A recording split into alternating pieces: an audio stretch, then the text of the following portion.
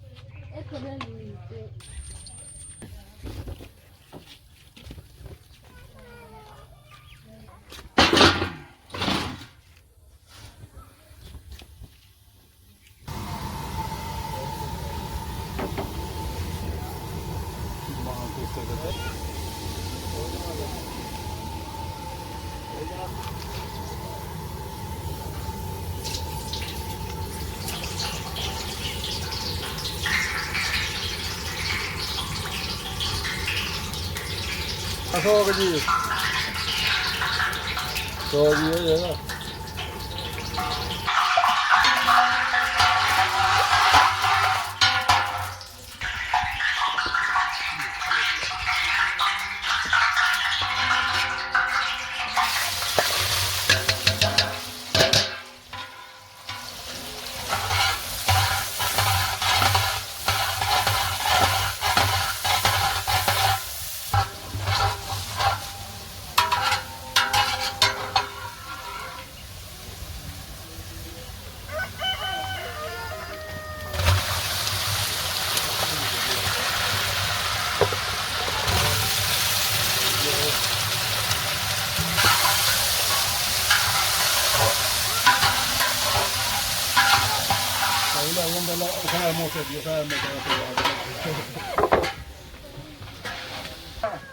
काड़े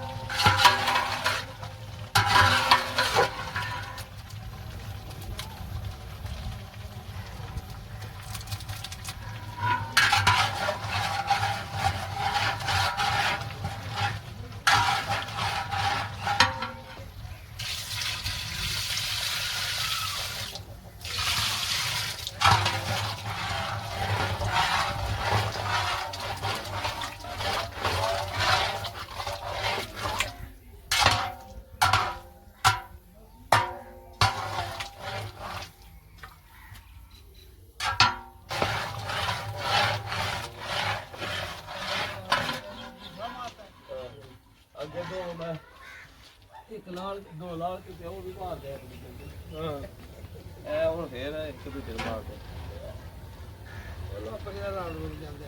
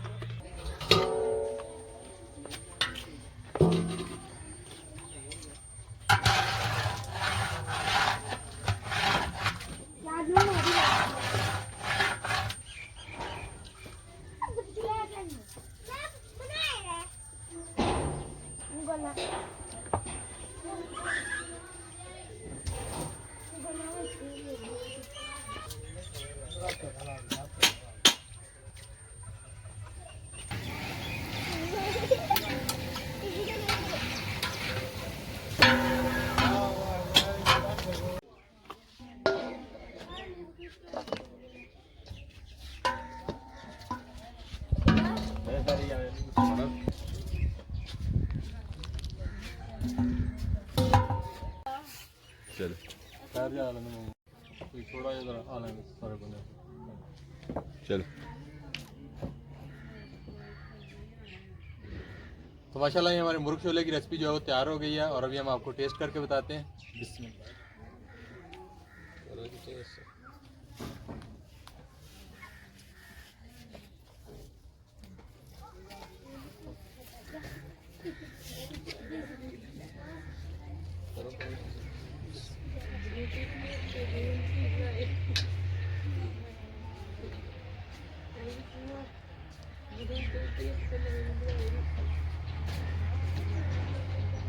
तो माशाल्लाह हमारे बेहतरीन देगी मुर्ग छोले जो है वो तैयार हुए हैं। उम्मीद है आपको हमारी आज की वीडियो जो पसंद आई तो लाइक कर दीजिएगा, शेयर कर दीजिएगा अपने दोस्तों अहबाब के साथ। और जो दोस्तों हमारे चैनल पे नए हैं वो हमारे चैनल को सब्सक्राइब करें और बेल आइकन पर जरूर क्लिक कर दीजिएगा ताकि हमारी आने वाली वीडियो को नोटिफिकेशन आप तक फौरन पहुंच जाए। दुआओं में याद रखिएगा, अपना ख्याल रखिएगा, अपने बुजुर्गों का ख्याल रखिएगा और इसी के साथ हमें दीजिए इजाज़त। सदा खुश रहें। अल्लाह हाफिज़।